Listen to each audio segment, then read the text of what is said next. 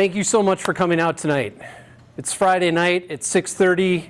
There's a lot of places you could be, things you could be doing, but you came to your public library, I guess to kind of honor this book that I wrote, which means a lot to me. I don't take it for granted. There's thousands of books that come out every year that are worthy and fantastic and new and unique and well written, and their writers are fantastic, and they, for one reason or another, just don't find a readership. And so the notion that this book, which is 10 years old, is still finding readers means more to me than you can ever know. I hope you can hear that in my voice. Sometimes people ask me, like, why did you work that long list of jobs? You know, were you like mining experiences for your books? And I tell them, absolutely not. I graduated the University of Wisconsin-Madison in 2002 with a degree in English. And what we forget about, well, the always marketable English degree, right? But the thing is, now kids that are graduating with an English degree might be rolling into a job that pays them $80,000 or $90,000 a year. They're getting a job at a software firm because they have strong writing skills or critical thinking skills. I graduated in 2002, not long after 9/11, and there were really no jobs. So I worked the jobs that were available to me. And when people ask, like, what did you learn about those jobs, or what were you trying to kind of glean from them, I say, you know, it's got really nothing to do with my writing, except that I never wanted to work any of those jobs. And so the fact that I have my dream job now, I reflect on the jobs that I didn't like.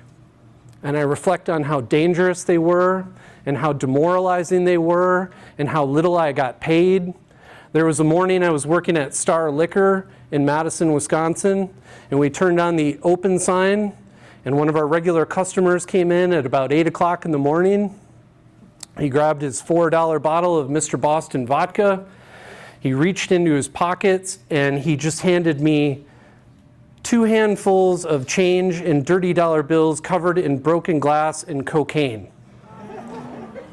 And I think about that a lot, especially on a night like this. I don't take it for granted. So thank you very much for being here.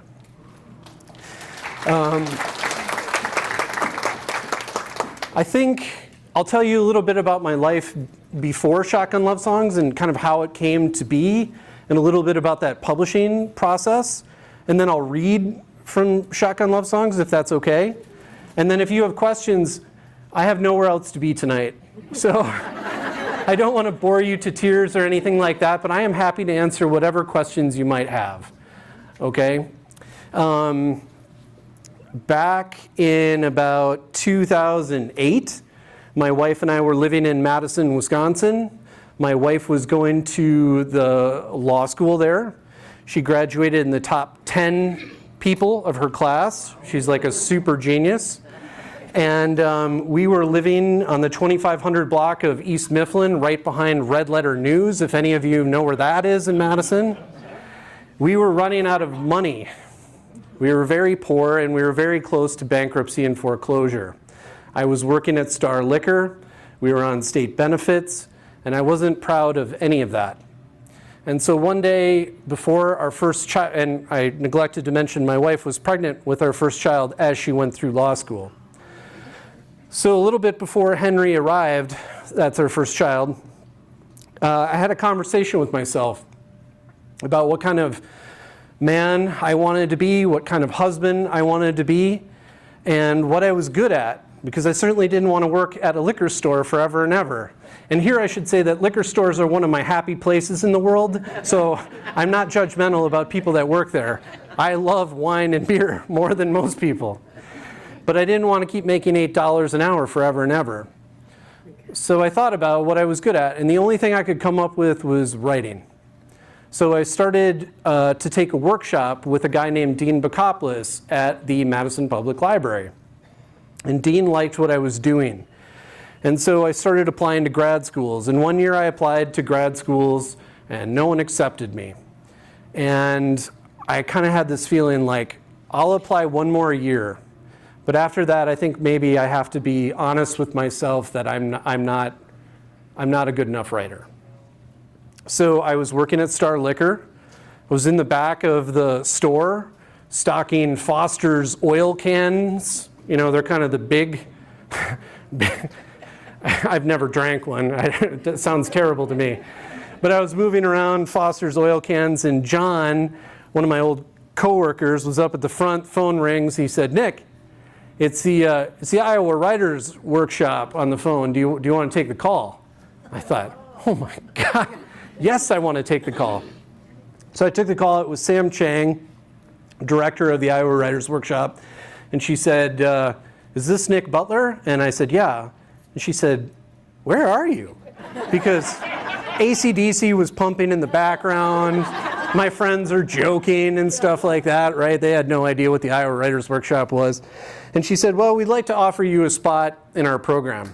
And it was kind of early in the process, so I was trying to play it coy. I was like, "Well, you know, thanks, but I got some other options." And she just said, "We'll see you in the fall." I didn't really have other options, but so that was a wonderful night, and I'll remember it forever.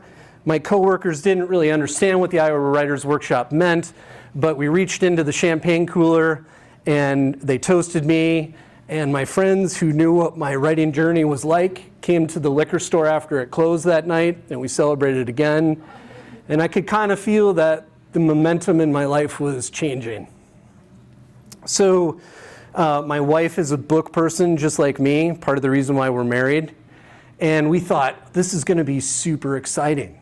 We're going to be a young family in Iowa City, Iowa, like probably the most literate city in the world, right? How fun can that be? And so she went to interview with law firms in Iowa City. But every time she interviewed with them, they would say, "Well, what brings you to Iowa City?" And she'd say, "Well, my husband got accepted to the Iowa Writers Workshop." And they would say, "Oh, so you're only like here for 2 years." And even though she graduated, you know, right up at the top of her class, they wouldn't hire her. So the one job offer she had was in Minneapolis at a very prestigious firm. So as I told you before, we had very little money. We all moved north of Minneapolis, and every Monday I would drive down to Iowa City from north of Minneapolis, and every Wednesday night or Thursday night I would drive back. I tallied the amount of time that I spent in the car during those 2 years, and it was 32 days of my life. We didn't have a ton of money at that time, so I rented rooms from like young professors that were renting a house. The first place I stayed was with a young female professor. She had her side of the house. I had mine. She had a cat named Trotsky. I am deathly allergic to cats. So I would get in the house and I'd just go right to my room. And inside my room was one half of my brother-in-law's childhood bunk bed, painted cherry red, and a desk that my mother-in-law had given me, and a folding chair. And that was it. So I'm 30 years old. I'm staying in this crappy room. My allergies are going bananas. There's no furniture. There's nothing that makes me feel good. I miss my wife. I miss my 1-year-old baby. And I'm sitting at the desk one night in late September, and I had a deadline for a workshop, and nothing was coming to me. I just couldn't figure out what I was going to write. But I was feeling homesick and lonely, and I missed my friends, and I missed my family. And I was at a point in my life, and maybe some of you can relate to this. You know, in your late 20s or early 30s, it feels like all your cousins are getting married and all your friends are getting married. So I just spent that summer before going to like 6 weddings. And I'm always sitting in the back of a Lutheran church, and there's a bridesmaid with like sort of a ill-conceived tattoo on her shoulder. And, you know, somebody gets up to do the solo, and you're like, oh, maybe you shouldn't be singing right now. And no matter what the Lutheran minister is, he's always saying the same verses. Like, you think like, doesn't anyone want to mix in a different Bible verse? Nope, same Bible verses. So I knew, like, I just knew what these wedding scenes look like. And I was like, well, I guess I'll write about that. I'll write about a group of friends in a small town in Wisconsin, which I well know, and I'll write about this phase in your life where some of your friends have begun making money and other friends have not. And some people's marriages are going good, or they're just getting married, and maybe the first round of divorces are happening. And some people find it very easy to get pregnant, and other people can't get pregnant, and that's affecting their marriage. And I wrote about homesickness and love and friendship and loyalty. And I passed it in to my colleagues. And the Iowa Writers Workshop can be kind of an emotionally fraught environment. Sometimes people are mean to you. But my colleagues just loved it. And they said, this is great, keep going. So naturally, I thought they were sort of screwing with me. I didn't take it seriously. I thought it was like kind of reverse psychology or something like that. I kind of put it away.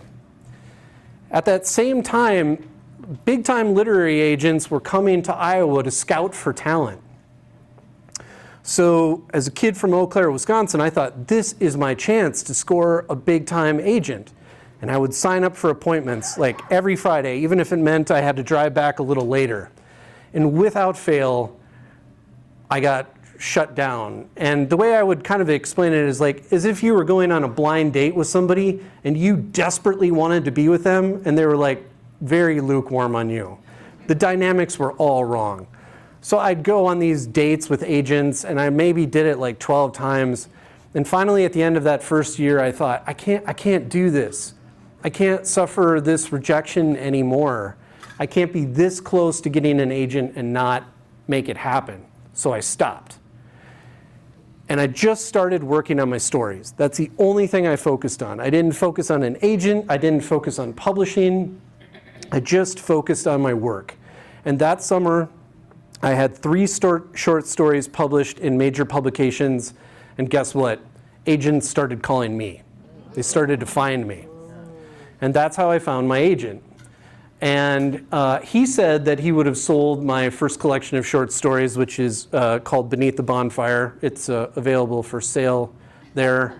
Christmas, just a scant 2 months away.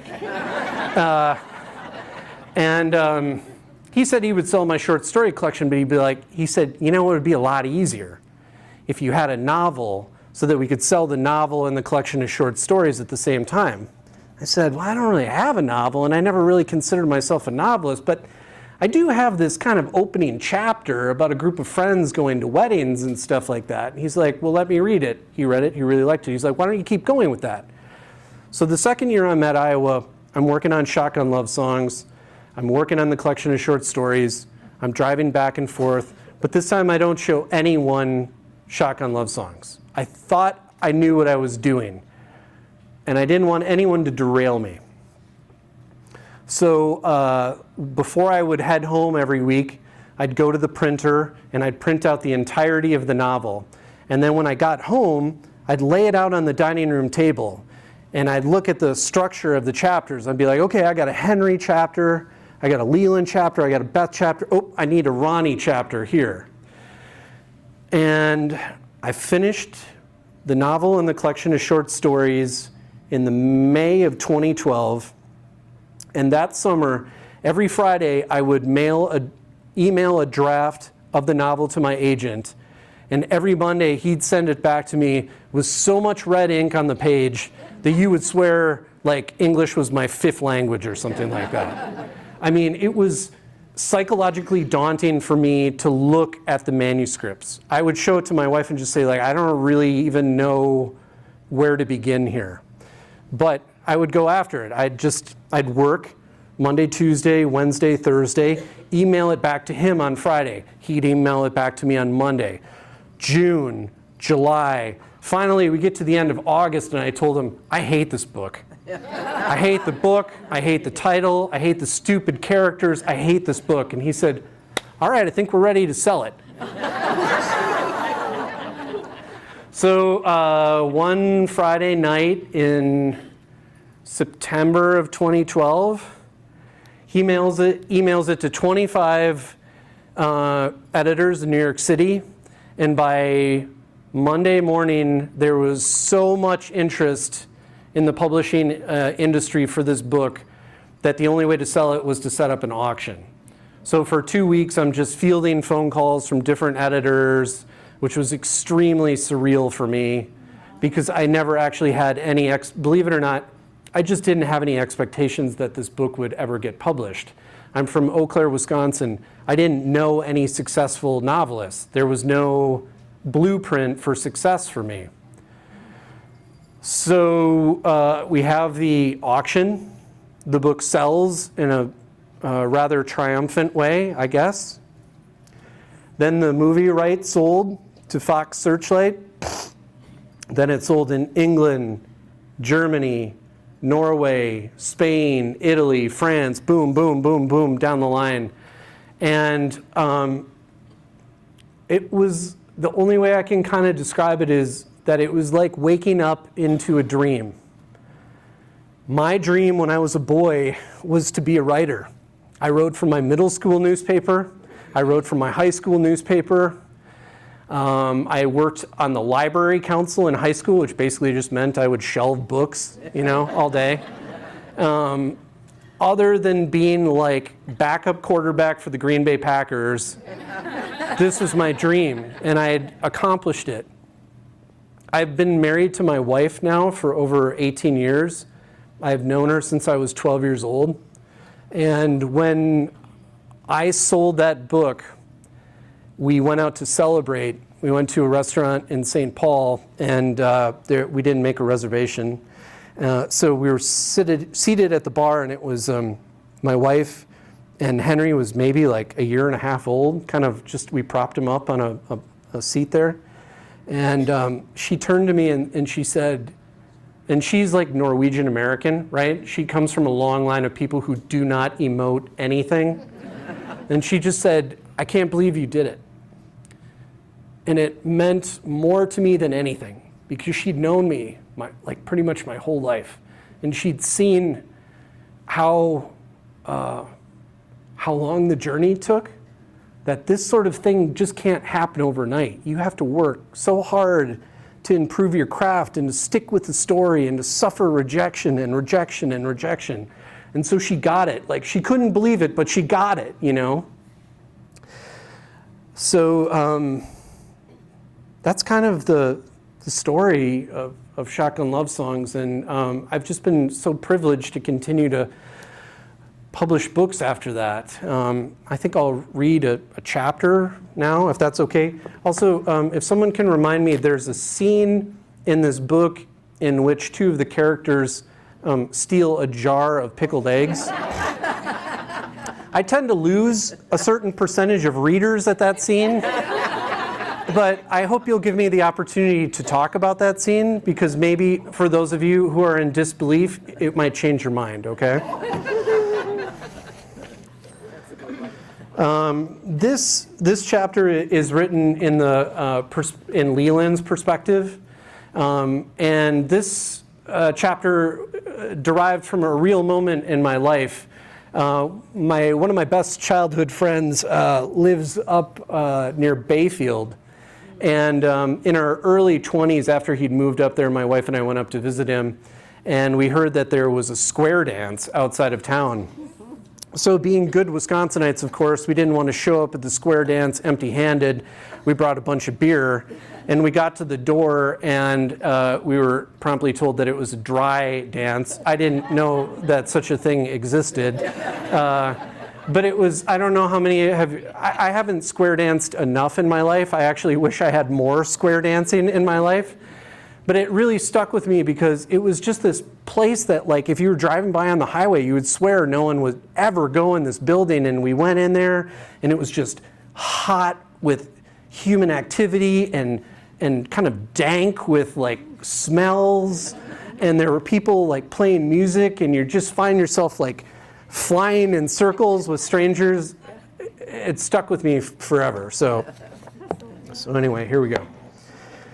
The whole town came out, and there were not enough folding chairs, not enough room for the bystanders and gawkers to stand in. Many stood outside the mill in the cold, peering in through windows already fogging with heat. Others gathered in the mill's basement, which Kip had stunningly transformed into a dance hall of rustic elegance.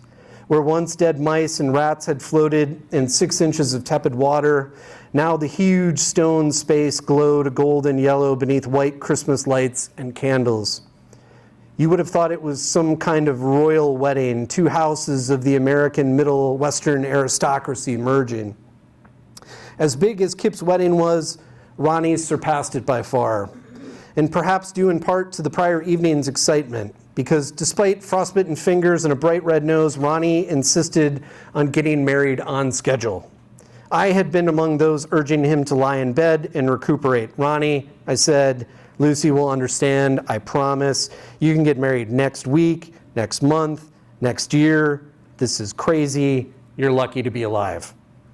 For her part, Lucy sat so close to his hospital bed that she may as well have crawled into Ronnie's lap. She nodded her head. Lee's right, baby. I ain't ever gonna leave you. Never, ever. Just get me out of here around noon, Ronnie said seriously. I'll stay here till noon. I'll rest that long, but that's it. He pointed a finger at me, at Henry, at Eddie, Kip, and the Gurus. I'll sign the goddamn paperwork myself if I have to. I ain't no invalid. At noon, he was taken by wheelchair to the vestibule of the Sacred Heart Hospital, where Lucy's aged Dodge Neon sat idling. His hands and feet were heavily bandaged, and when he rose wobbly out of the chair, we raced to support him. Give me a break, he said. I ain't dead. I've been worse off than this. Just get me back to my place. Just get me the hell into my tuxedo.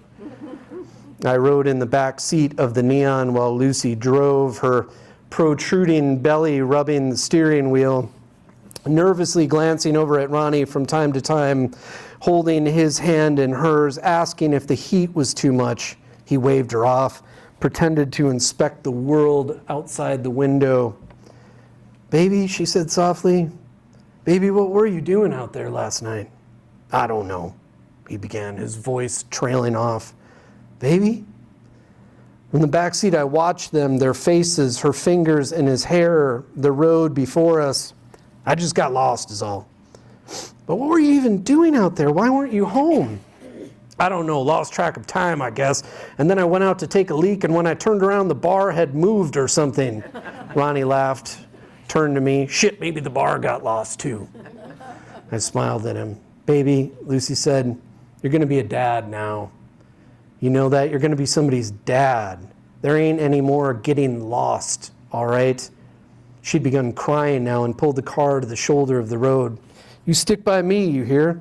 We stick together now. He looked at her. I wanted to be with you, he said, but I thought we wasn't supposed to be together the night before, tradition or whatnot. She rubbed his face, his cheeks with her hands. After tonight, you don't never have to worry about that no more. They kissed each other, straining against their seatbelts. You know, I could drive us the rest of the way back, I said. And without saying a word, they both unbuckled their seatbelts, stepped out of the car, let me move into the driver's seat, and then hurried into the back seat where they spent the final miles holding each other as tightly as possible.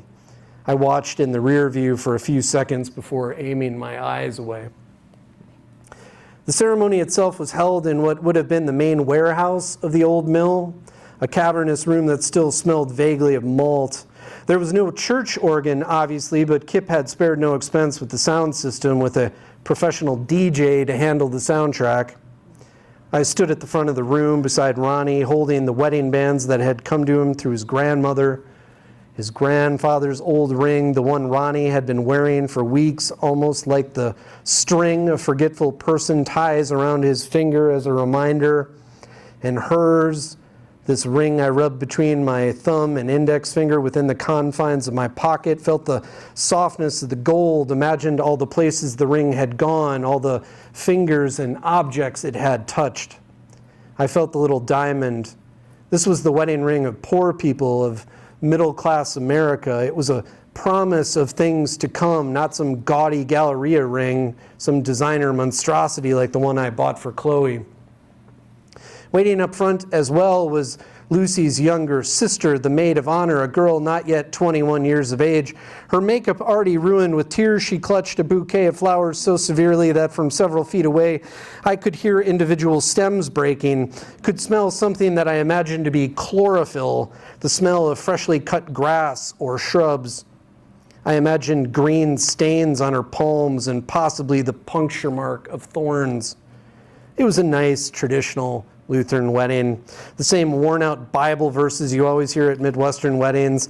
The pastor spoke about time and patience and forgiveness, his voice warm and tired sounding. Lucy's sister pulled herself together long enough to sing a shaky rendition of I Will Always Love You, a selection that few of my own friends at the highest echelons of American popular music would have attempted on their best days.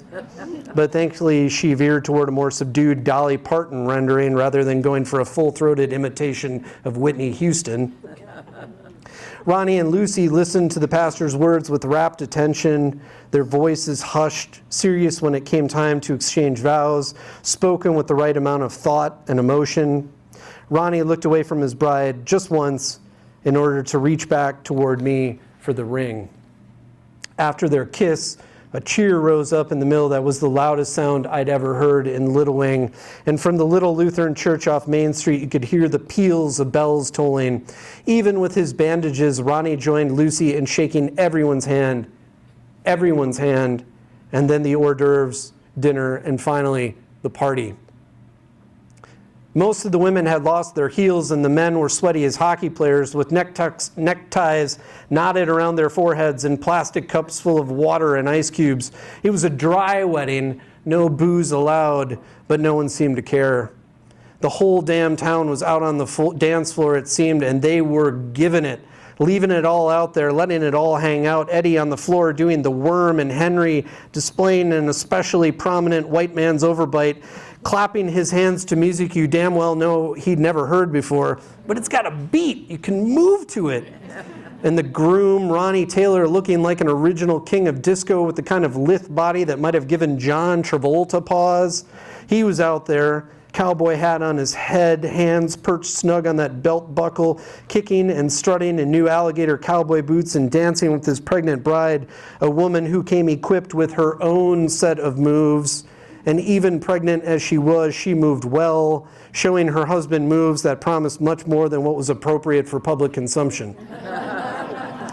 And then the whole town was surrounding them, forming a kind of huge circle, and everyone clapping, everyone cheering for those two unlikely newlyweds, cheering with the kind of unrestraint that builds in a community buried by snow and kept mostly without sunlight from Thanksgiving to Easter.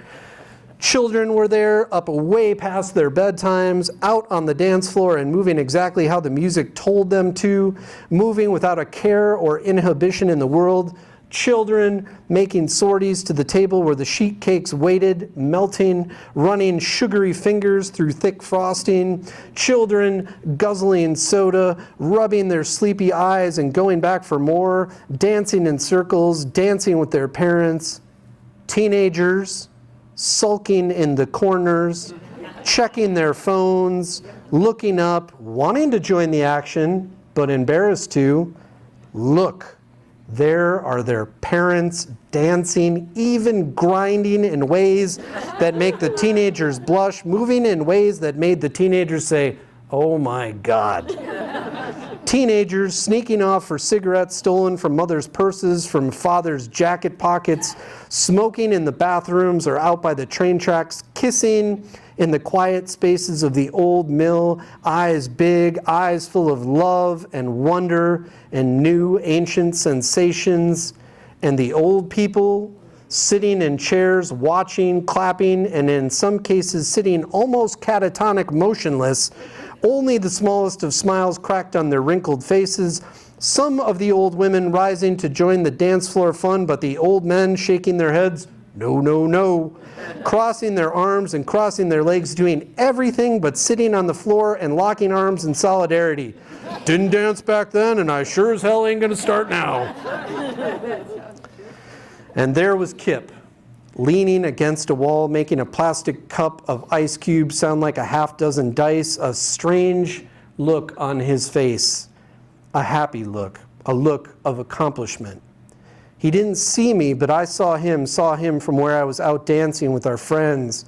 I stepped away from the wild ruckus of it all and went over to him, wiping the sweat away from my face.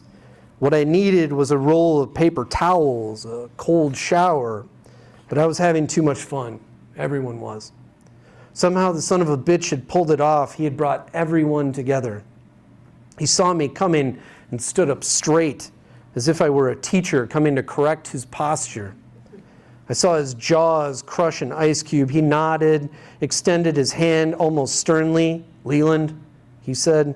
I noticed he employed my full name, Leland, not Lee, not Buddy. That's where we were at, he and I. "Come on outside," I said. Let's take a walk. I'll buy you a beer." He shook his head. "No, I really ought to stay here." "Oh, come on," I said. I put a hand on his shoulder, felt his body tense up. "Shit, man, let me say that I'm sorry, all right?" He looked at me for a second without saying a word and then moved away from the dance floor. We went out into the cold together like two men emerging from a sauna, plumes of steam rising off our heads like columns of smoke. There were others out in the winter night too, standing outside the mill, smoking cigarettes, looking at the stars, catching their breath. They nodded their heads in our direction, though I'll say this. When they nodded, it was clear to me that they were nodding at Kip and not so much at me. What he had done was a rare thing, a good thing, the kind of thing that I suspect has been lost in America. Whole towns, whole communities getting together to celebrate, to have fun. No politics, no business, no Robert's rules. Once, a long time ago, when I was first starting out, I was invited to a square dance up on Lake Superior in one of those small towns that seem to have lost their reason to persist. No downtown, no businesses, no working port or railroad tracks. And yet at 7 o'clock on a Friday night, 100 people came out of the hills and forests and down to the old town hall, and I was the opening act for a bluegrass band and a contra dance caller. There was a potluck and bowls of punch and Kool-Aid and coolers of soda, and someone turned the lights down low, and I played my guitar for an hour or so, played some Springsteen covers too, and they were polite and clapped, and no one's cell phone went off, and no one was distracted or talking. I was the only thing in town at that very moment. After the set was finished, the bluegrass band took to the stage. The fiddle players rosined their bows, and the piano player lightly touched the keys, and the bass player made his big fat strings talk in a deep, low voice. And then they exploded. And the music they played was like a giant bucket of water poured down a great tree fully leaved, the notes dividing and dispersing themselves down, gradually growing smaller and smaller, joyously running, bouncing, flowing down, down, down, from leaf to leaf as if racing one another. A one-child family suddenly multiplied 1,000, 1,000,000 times over, each rivulet, each bead, each tear a drop of sunlight and glee. And everyone started dancing, and soon the town hall was pungent with body odor, deafening with laughter, dense with the smell of wet wool and feet, and the whole town embraced me, literally embraced me, swung me into their square dances and taught me their promenades and their steps and their claps and their calls. And I have to say, that was the first time I ever understood what America was or could be. And the second night was the night of Ronnie Taylor's wedding in Kip Cunningham's lovingly restored mill. America, I think, is about poor people playing music and poor people sharing food and poor people dancing, even when everything else in their lives is so desperate and so dismal that it doesn't seem that there should be any room for any music, any extra food, or any extra energy for dancing. And people can say that I am wrong, that we're a puritanical people, an evangelical people, a selfish people, but I don't believe that. I don't want to believe that. Clearly, whoever wasn't at the mill was at the VFW. The place was packed. Kip and I elbowed into the bar, and no sooner had we got through the door than someone pressed cold glasses of tap beer into our hands, and we stood very close together, the door ajar, very cold air coming in, but feeling delicious all the same. Waylon Jennings on the old Wurlitzer. You did good tonight, I hollered into Kip's right ear. That's a hell of a party back there. Kip nodded his thank you, but said nothing, just sipped his beer. He had changed, I saw, or maybe it was just my perception of him that had changed. Something was different. The Kip I'd always known or thought I had known would have made some self-aggrandizing speech, would have made everyone feel obliged to patronize his business, would have even passed the hat, but he had done none of those things. Hey, I screamed, I want us to be good, you know? I want us to be... I stopped, glanced at my wedding shoes. I want us to be friends. He leaned into my ear. Come on, he said, finish that beer, let's get back to the party.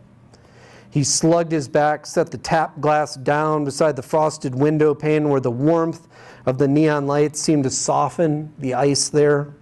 I followed him back out into the cold.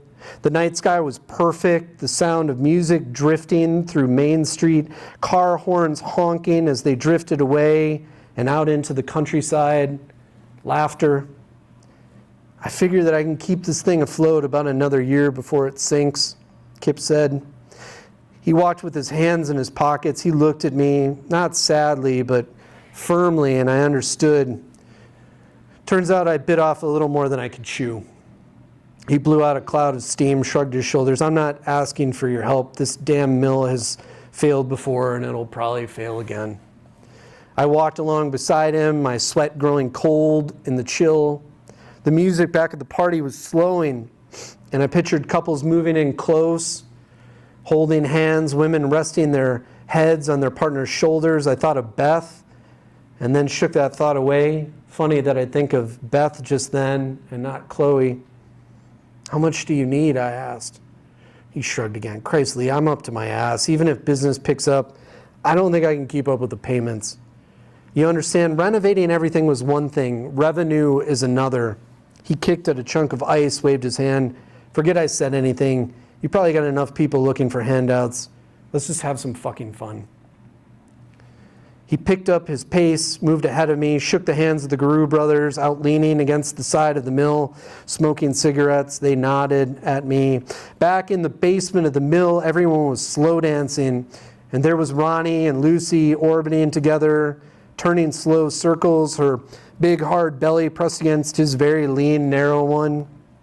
I watched them, watched Henry and Beth dancing, watched Felicia find Kip and drag him out to the floor, watched other wallflowers peeled away to join the rest of Little Wing, but no one came for me, and there was no bar there to retreat to and no fancy phone to hide my face in. Nothing but the lights of the disco ball, Louis Armstrong's sweet growl, and the desire not to be alone. Hey, a voice said, you want to dance? I looked over to find a woman standing beside me. Her face was covered in freckles, and I could see that she had long red hair. Her dress was pink, her shoulders very pale. Hi, I said, I'm Lee. Rachel, she said, shaking my hand. I'm Lucy's cousin from Milwaukee. I pointed to Ronnie's Lucy cousins. She bit her lip, nodded. So you want to dance? Yeah, sure.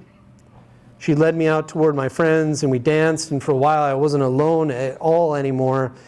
And I stared at Rachel's shoulders, and sometimes the light of the disco ball sprinkled a confetti kind of light on her skin, and the only thing I wanted to do was to touch those freckles, each and every one, the rest of my life. I slept at her motel that night, but in the morning, when I invited her back to my place for pancakes and coffee, she just smiled in a winsome sort of way, kissed me on the forehead and said, I'm going to take a shower. And so I drove home through Little Wing, where the Sunday morning streets were quiet, a few cars already in the parking lot of the Lutheran church, and a few more parked out in front of the Coffee Cup Cafe. When I got home, I called about buying 2 tickets to Hawaii. Then I fell asleep on the couch, holding a pillow against my chest. By the time I woke up, it was already dark again in spring, a long time coming.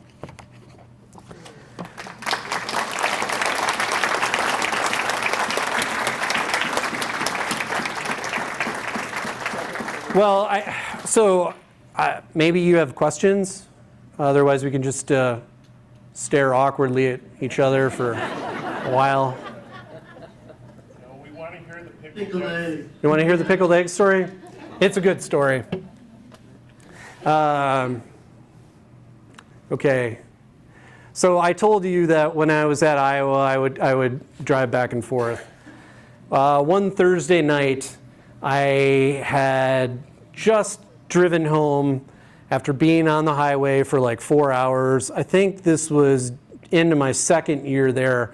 I was so tired of driving I-35 that I could almost do it blindfolded. If any of you have done that drive from like Minneapolis to Iowa City, you know it's really not the most scenic portion of America, right? I was so tired of doing it. And I came home and my wife and son were already asleep, but my brother-in-law was there because that was part of the way that we made things work. My brother-in-law would pick up our son from daycare and take him home and give him a snack, and for doing that, he could just stay with us for free. So he was sitting at the kitchen table having a beer, and I cracked a beer and sat down, and he said, "I've got a story for you." He was 23 at the time, and it was like his first professional job in Minneapolis. He was working at a bank, you know, kind of like an entry-level type position. So everybody he was working with was also in their early 20s. And they would often go out for drinks on like a Friday night. So he had this one coworker, a young lady, and she had the worst taste in men ever. And that's where this story really comes from. They're sitting together at a bar one night, and she starts talking about this ex-boyfriend of hers who lived in a small rural town in Minnesota. And one day this guy, her ex-boyfriend, he's seated at a bar. It's like afternoon. As I told you, she didn't have good taste and this guy wasn't a very good guy. So no explanation needed for why he's at a bar in the afternoon. But he looks across the bar and he sees a giant jar of pickles. And as he's getting more and more drunk, he decides it would be a really good idea to steal the jar of pickles. So he waits for a moment when the bartender has to go to the bathroom or something like that. He sneaks behind the bar. He steals the giant jar of pickles. He goes out on Main Street. He discards the lid of the container. He pulls out a pickle, and there's a passing car coming by. He throws a pickle. He hits its windshield, and they like honk and drive off. He pulls out another pickle. Somebody's driving down the road. He throws it, hits their windshield. They drive off. There's an SUV coming down the road. He pulls out a pickle, throws it, hits the windshield. They slam on their brakes. The driver gets out of the car with a pistol and shoots him in the leg and drives off. And now, this guy had a checkered past, right? He's drunk. He's stolen a container of pickles. And he probably doesn't have medical insurance, right? So he decides the prudent course of action is to go back to his apartment and just see what happens. And it turns out that it's okay. Like the slug of the bullet is so deeply embedded in his leg, and I guess it missed all the important veins and stuff, that he's just okay.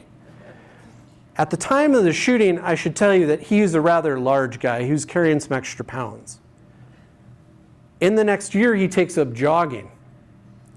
And the fat begins to sort of melt off his body as he exercises more and more. But in doing so, the slug of the bullet, which is still in his leg, starts to get closer to the surface of his skin, and it gets very itchy. So one day there's a 3-day weekend, like Labor Day or Memorial Day, doesn't really matter. But of course they're having a barbecue, and she and him are drinking, and he says, I need your help with something. So they go inside the house, and on the stove he's got a pot of boiling water with a scalpel and a pliers in it. He gets into the bathtub, and they're not really thinking this through. But this is a real story, so don't be angry at me, okay? I'm telling you a real story. He gets into the bathtub, she cuts open his leg with the scalpel, and they find the slug of the bullet. Now she's got the pliers. She gets the pliers on the slug of the bullet, and she's pulling like this but there's so much scar tissue built up around the slug of the bullet that they can't get it out, and now he's just bleeding profusely all over the place. And she's like, we need to go to the ER. So they go to the ER, they go to admitting, and he says, I've been shot. And the people in the ER are like, you haven't been shot.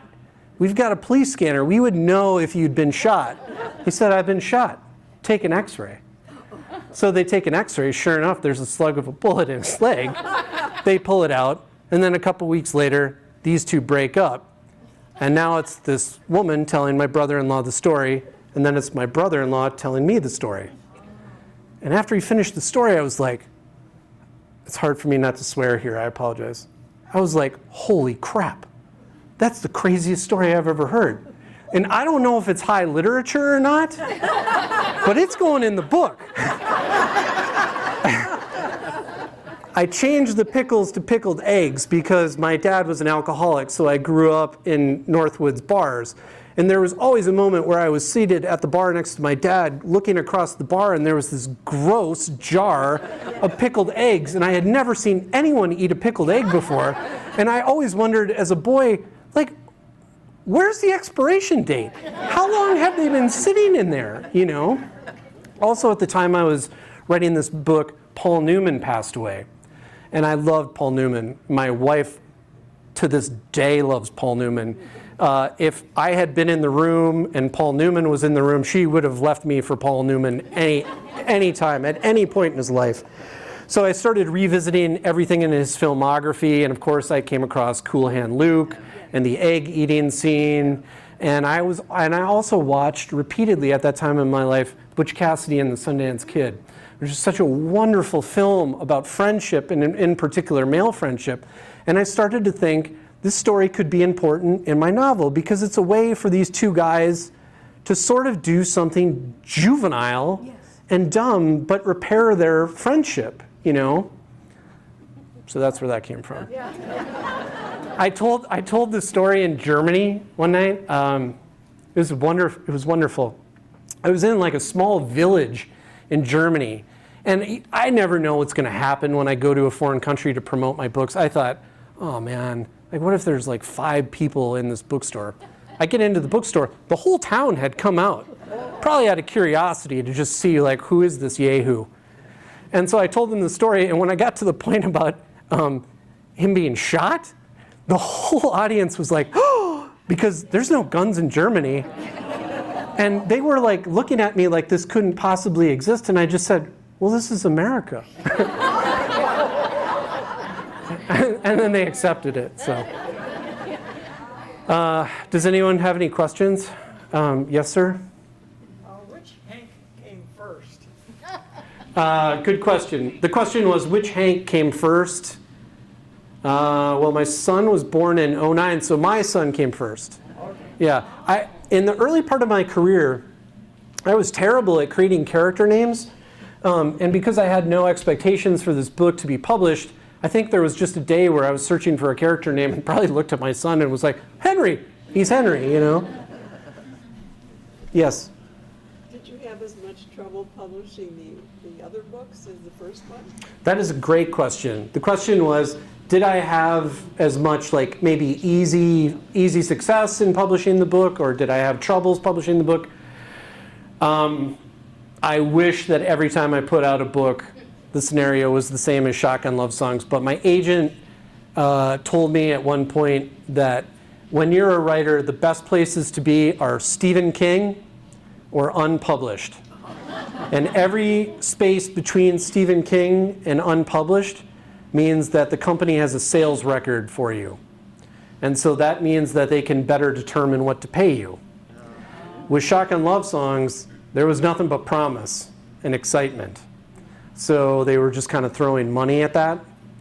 But every book that I've written since then has a sales record.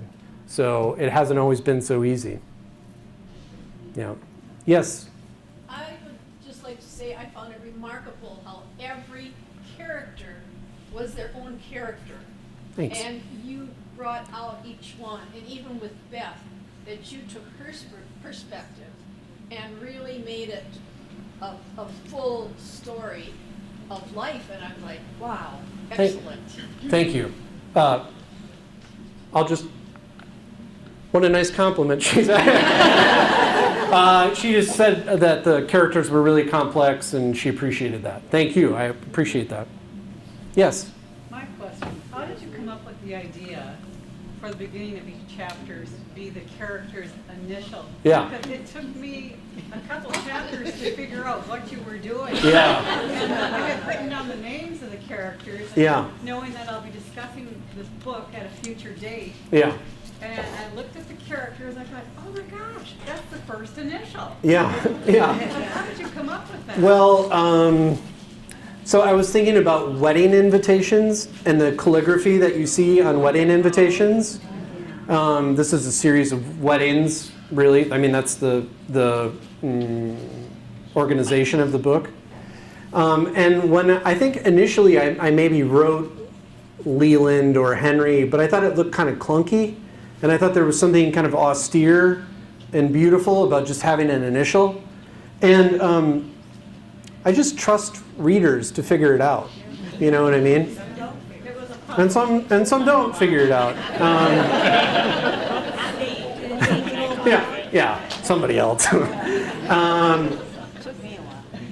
Yeah. We'll go with you first. Okay, I had to Google Little Wing, and it Yeah. comes up near Spring Green, but I know that's too far away from Eau Claire and Thorpe and Osceola. Uh-huh. Is there a little town that has a refurbished mill? Or- So Little Wing is yes and no. I think the mill is derived from the fact that my best friend, the same one that I did the square dance with, he had a canoe shop in Mount Horeb. And there used to be a grain mill in downtown Mount Horeb that was about 5 or 6 stories tall. And while he had his canoe shop there, they took the mill, actually the Amish came and took all the lumber out of it because of course it was like, who knows what it would cost to construct that mill out of wood now, right? So I really knew what that mill smelled like. I knew what the basement looked like. I knew that in small towns, a mill like that is hard to know what to do with. Like, it's part of the character and the fabric of the town, but that doesn't mean that it's an economic going concern, you know what I mean? Now, Little Wing is not Mount Horeb. In my mind, it's Oliva, Strum, Independence, small towns kind of along Highway 93 south of Eau Claire. I called it Little Wing because there's a famous Jimi Hendrix song called Little Wing, which Stevie Ray Vaughan covered, and Stevie Ray Vaughan died in a helicopter crash in Wisconsin. And I just thought Little Wing is kind of a sweet name for a little town. Yeah. Thank you for your question. Did you have a question? Yeah, you said earlier that you had sold the movie rights. Did they make a movie? The question was, I had said that I sold the movie rights. Did they make a movie? I wish. No, we were so close. We were so close. Like, I can tell you this. New York publishing people are a special kind of folk. Hollywood people are even like more so, okay? We had a screenplay, we had a director, we had money, and everything was moving towards production, and then the director started to rewrite the script, and we lost all momentum. It was really sad. And the producers would, in Hollywood, true Hollywood form, would call me every now and again to provide false hope. And I clearly remember one of the days the producer said, dude, we're gonna make this movie, check is in the mail. So, of course, being like a true rube from rural Wisconsin, I would walk up my long driveway every day, check the mailbox, no Hollywood money, you know, and then eventually the option expired. And for a couple of years, nobody owned it. And then a very famous casting director, Hollywood casting director, bought the rights. But he didn't quite I think he wanted to write the screenplay but didn't really know how. So then that option elapsed, and now no one owns it. But David E. Kelley, who produced like Ally McBeal and a bunch of shows that we've all seen, he owns the rights for The Hearts of Men, conveniently for sale over there. He's written the first 8 episodes of that show. He's got piles of money and a huge amount of clout. So it may be that it seemed like early on that Shotgun Lovesongs was the best chance to make it on TV or a movie, but it might be that The Hearts of Men is the thing that gets made. The thing that's been really tough is we've had 2 long Hollywood strikes in a row. So I've been really close to having something happen, and then it's just like bad luck. Godspeed, which is my most recent book, is also has a very powerful Hollywood producer who loves it and wants to make it and calls me regularly to tell me how much he likes it, but I don't know what's going to happen. So, yes? Do you have any advice for young writers? Do I have any advice for young writers? Just read. I just think that's the most important thing. It's amazing to me how many people approach me about wanting to be a writer, but they don't like to read. It's shocking. It would be like if I wanted to be a carpenter, but I had no tools. I mean, like, they don't have anything in their toolbox. I ask them what their favorite book is, and they oftentimes say Harry Potter. There's nothing wrong with that. My kids love Harry Potter. My wife loves Harry Potter. But I get the impression that it's the only thing they've read. And I think also that in our society, there's so much pressure to succeed when you're young that like people think they can just be a writer at 25 or 20 or whatever. And I don't really get it. Like, well, what do you bring to the table? Like, what wisdom do you have? What heartbreak do you have? You know? And also that this is a craft that I've been working on really hard for a very long time. Forgive me, but I want to talk about AI for a minute. Maybe you saw the recent story that some goofball at Facebook or Google or something like that was feeding novels into a system in order to teach AI how to write fiction. And you can go onto a website and you can punch in my name, and you will see that somebody used 4 of my books to teach AI how to write fiction. I don't think that's funny at all. I just told you about the 2 years that I spent driving back and forth between Minneapolis and Iowa, the time I spent away from my wife and my son, the 32 days I spent in a car, the time I sat in classrooms getting psychologically beat up because I wrote a bad story, and some person who I don't know just thought it was okay to feed my books into some system, drives me crazy. What would that lawsuit even, what is that time worth to me? Is that worth millions? Maybe it's worth millions to me, you know? So somebody asked me the other night, what do you think of AI? And I said, I don't do anything with AI. I don't experiment with it. I don't ask it questions like, or could you play this song? Or what director did this movie? I think we've opened up a Pandora's box and we have not thought about what we've done. And it's negatively impacted my life. And so I hope there's a reckoning. You know, I hope we start talking to lawmakers about this. They stole from me. There's no other way to put it, you know? They stole from 187 authors. Some of those authors were single moms that were writing books after working 2 jobs. Like, are you kidding me? Sorry. But I live in rural Wisconsin. I don't have coworkers, so like when I get a chance to talk about that particular thing, I realize that it really bothers me a lot. There is a lawsuit. There is a lawsuit. Yeah, and it's funny because the tech companies say, well, there's no laws, so we can do this. Well, guess what? That's why you file a lawsuit, so that there is law. And I hope they get their asses kicked. Assets. Assets, yes. I'll take their assets. Yes.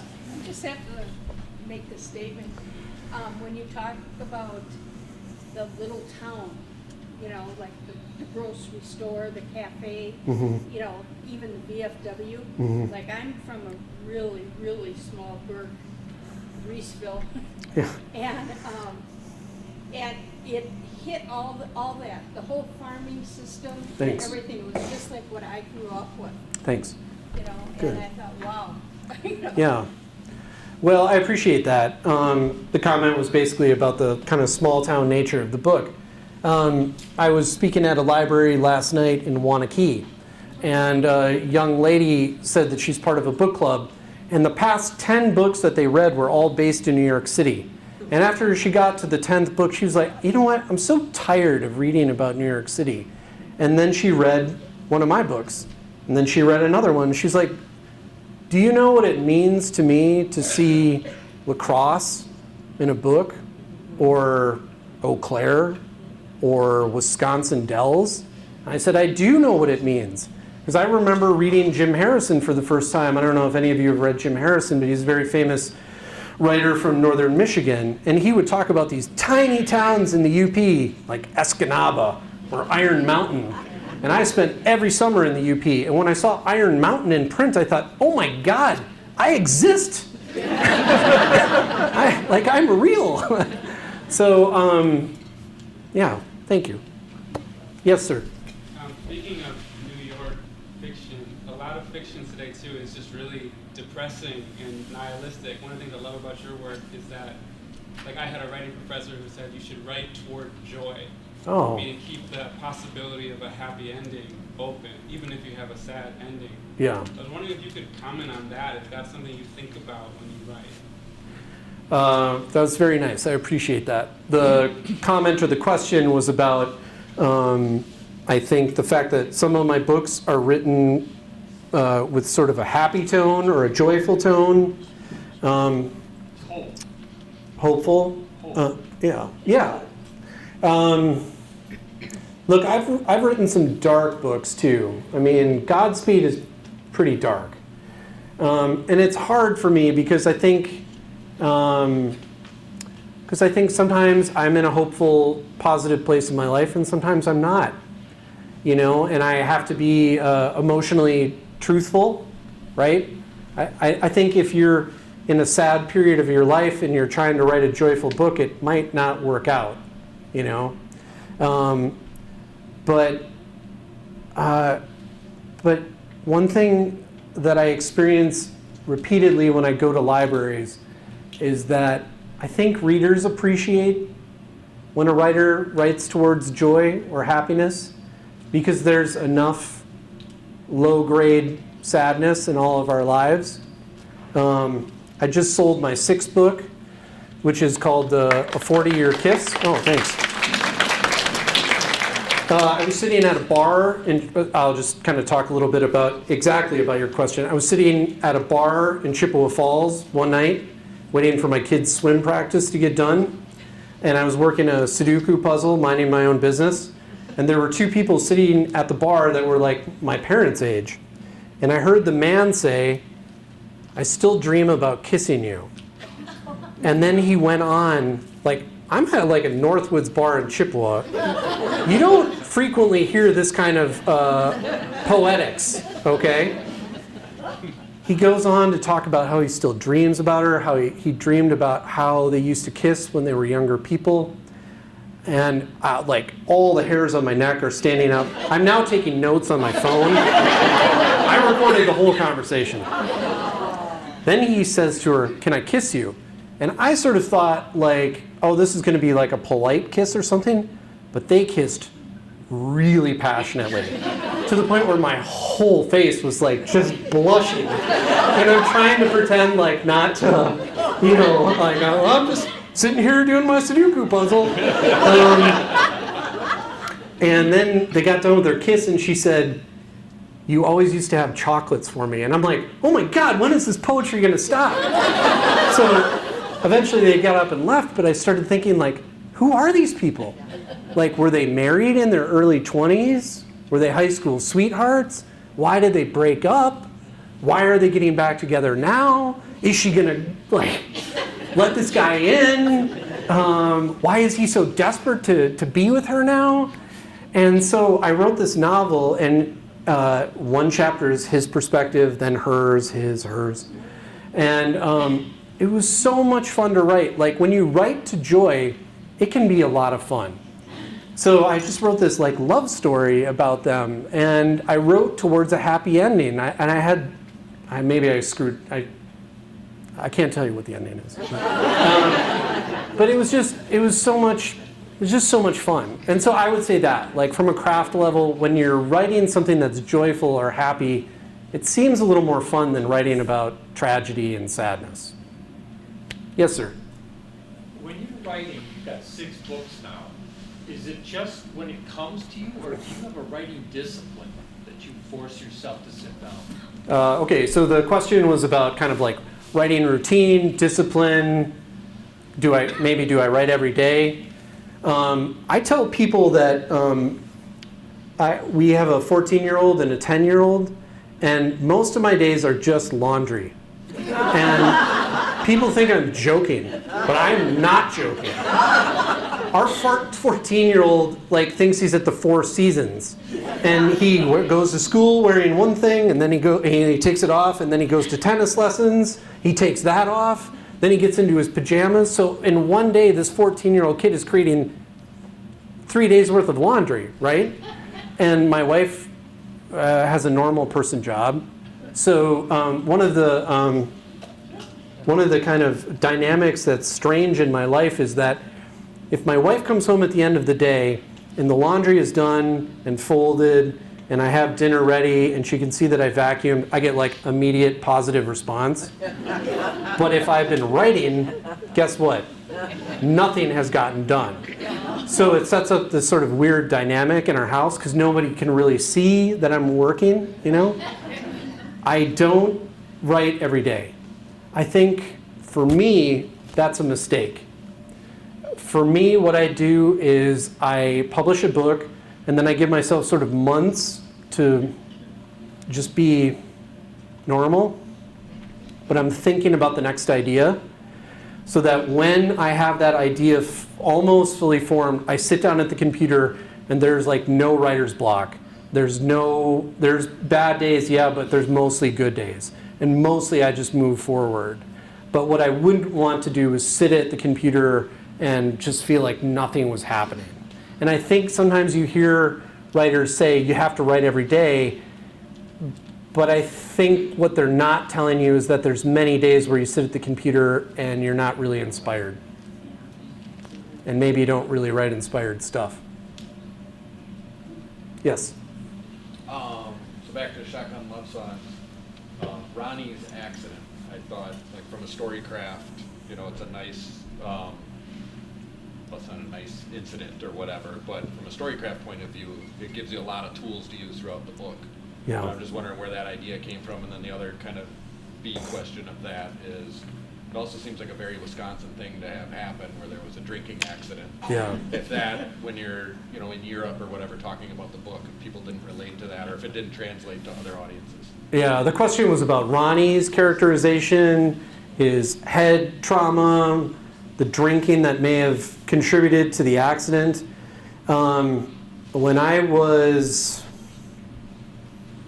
19 years old, 20 years old, my dad had a massive brain aneurysm, and the kind thing would have been if he hadn't really survived that, but he did survive, and so I became his legal guardian because my parents were separated. And so I would go to these doctor's appointments and I would see the ways in which perceptive, empathetic people treated my father who had a brain injury. Some people could see the moment that he entered the room that something wasn't quite right. They're very perceptive. But it was astonishing to me the amount of doctors that had poor bedside manner. He would say something inappropriate and they would treat him poorly. It wasn't his fault. He didn't have a filter anymore. You know what I mean? So I think I've been fascinated with the idea of how we treat people that have brain trauma. And I thought this character who was so strong and masculine and had been successful as an athlete, essentially, suffering this sort of tragedy was really interesting. I also like the ways in which small towns can sometimes be like the best places for those folks, because in a small town, people do understand when somebody's been damaged, and oftentimes they kind of come together to like, almost like a family to take care of that person. I told you that I was sitting at this bar in Chippewa when I heard the story that would become my 6th book. There's a gentleman who comes into that bar every day. When he was a teenager, his parents dropped him off at an orphanage, and then he went to group homes, and over time he got independent enough that he could live by himself in downtown Chippewa Falls. And so what he does is he's got a couple of like cleaning type jobs, but it's not really enough. So on Packer Sundays, when the bars have like free meals, he goes from one bar to the next and eats, and he just eats cheap things, and everybody takes care of him. And no one ever picks on him. They would never stand for that. And I love that about small towns. Like, I feel like small towns in America get a really bad rap, especially right now, and I don't really get it. I think I wouldn't want to live in a big city. I wouldn't, you know. Yes? I thought it was ironic with Ronnie, though, that everybody was doing the wrong thing. Yes. And babying him, and then he was the one that moved. Yeah. Well, But that was, yeah. that was neat. Well, To be himself. Yeah. So I don't care to live. So the question was kind of about how oftentimes people were not seeing Ronnie properly, and also how he moved to a big city at the end. I told you that I wouldn't care to live in a big city, but I love big cities, right? I love Barcelona more than anything. I love Paris. I love Chicago. And so I love the idea that this is really like a love letter to a small town, but let's face it, small towns in America are dying. So psychologically, it wasn't real to me that all these people would just stay in that small town. That's not the story of America right now. You know what I mean? And I like the idea that in a big city, maybe people don't know Ronnie, maybe they don't take care of him, but you can also be invisible in a big city in a way that's kind of nice. But thank you very much for your comment. Yes? So I was wondering, there's a lot that's been written about right now about that there's kind of a crisis of men in terms of friendship and loneliness. Yeah. So there's a lot about it, and so in your novel, we see quite the opposite. So I guess my question would be to reflect a little bit. Like, do you think that things have changed in that there is more isolation among men, or do you think like geography plays a part? But just to kind of reconcile, I mean, your book is men who just absolutely adore each other. There's that one passage where I think it was Chloe or Felicia is just like, gosh, I wish I could, or Yeah. I forgot who. One of the women says it, like, look at the love between these guys. Yeah. We keep hearing men are really struggling. Yeah. The question is about kind of the crisis in masculine identity in America today, and loneliness and lack of friendship.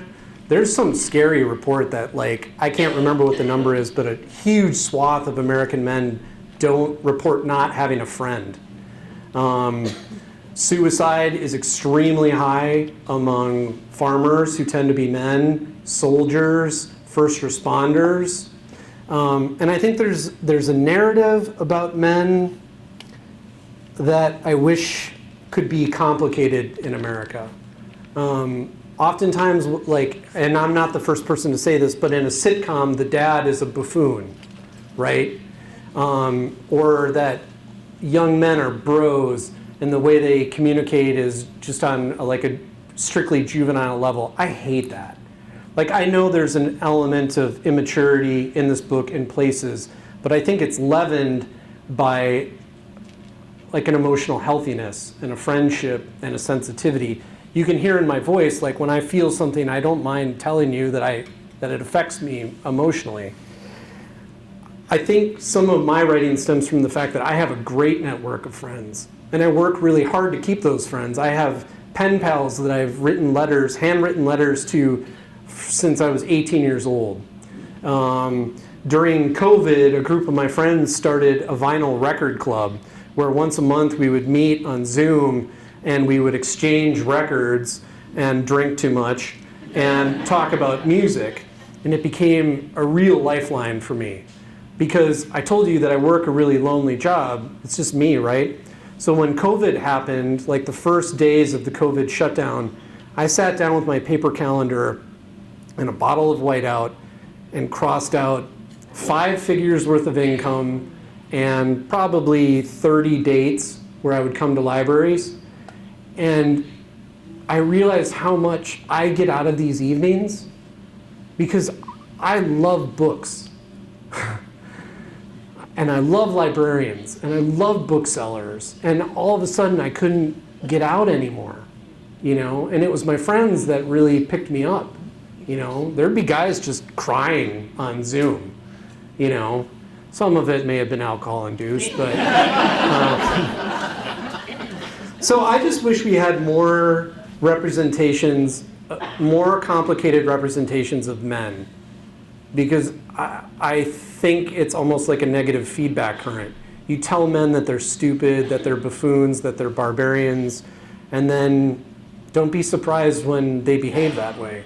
But you could ask more for them. You could show good role models. You could show the dads that stick around, the dads that are a part of their community, the grandfathers that raise their grandkids. Like, isn't that, what's wrong with that, you know? Yes? Following that discussion, though, one of your, I don't want to say favorite books, but The Hearts of Men goes just the other way with the men in that book. Yeah. I wondered where you were. I'm so glad I came to see you. Oh. Because after that book, I thought, what? Yeah. I don't know where you were with that. The Cub Scout, I mean, a good book, I think sometimes if I read a book and then years later, just the whole thing in front of me. Yeah. The little boy at Cub Scout team. Yeah. Well, so I'm an Eagle Scout. Is that? Yeah. Okay. And I went to Camp Phillips every summer. And not all the behavior at Camp Phillips is what you think of Boy Scouts. Yeah. Well, as much as I believe in the goodness of men, when you collect large amounts of teenage boys in one spot, can you be shocked that sometimes the behavior isn't great? Also, at that time in my life, I read Lord of the Flies for the first time. But another project of that book, I'll just finish answering her question and then we can be done. One time I was promoting Shotgun Lovesongs, and I was in the Minneapolis-St. Paul airport, and I needed to get on a flight to go to Ohio. And everybody in the gate was checking their phones because there was a giant storm coming towards us. And we didn't really know if we could get on the plane. And then somebody from the airline gets on the intercom, look, devastating thunderstorm coming towards us. We're just going to kind of see how things go, but your flight might be canceled. There's kind of a groan. Then there was almost like the record skip, and the same person said, okay, we've decided to get on the plane real quick. and it was like one of those moments where you're sort of like, should I get on the plane? But I had like a library to talk to, so I was like, okay, I'm getting on the plane.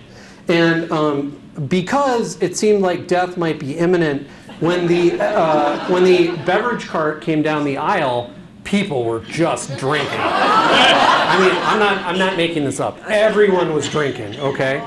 And I was seated next to this man who was about my father's age. And we started talking in a really open way, in the kind of way where you'll never see this other person again. And he said, what do you do for a living? And I said, I'm a writer. And he's like, well, what are you working on? And I said, you know, my dad wasn't a very good guy. And I've been trying to figure out like how to forgive him and understand the mistakes he made. Like one time, you read the book, there's a scene where a father introduces his son to his mistress, and that happened to me. Yeah. My dad, we were checked into a hotel in Chicago, and my dad said, meet us down in the restaurant. I've got a friend that I want to introduce you to. And of course, I was like 17. I'm an Eagle Scout. I thought a friend was like his business acquaintance. And then the woman actually told me during dinner, like, you don't know who I am. And I said, no, I don't. You're my dad's friend. And she's like, no, I'm his lover. And so then I had this terrible secret. I couldn't tell my mom. I couldn't tell my younger brother. I looked at my dad in a totally different way. But is that the only way that I can look at my dad? Is that fair? So I started to write this novel about good men, because that book does have good men in it. But like any person, they make mistakes, right? They have a code of conduct, like if there's any Christians in the audience, you're trying to live your life by a code, but you don't always do it. That's called sin, okay? So what I like about that book is that it gets into the male psyche in a really honest way. But that's the one book that I get letters from very angry people. No, it's okay. No, I'm happy you came tonight, and it's okay. No. But especially like if you were like a den mother for like your son's Boy Scout troop, you have this notion that you don't have an insight into the male psyche, and yet you're looking at this code of conduct and thinking that the male leaders and the boys must just be subscribing to this lock, stock, and barrel. And they can't all the time. And so that's what that book is about. What's the name of the book? It's called The Hearts of Men. It's for sale over there.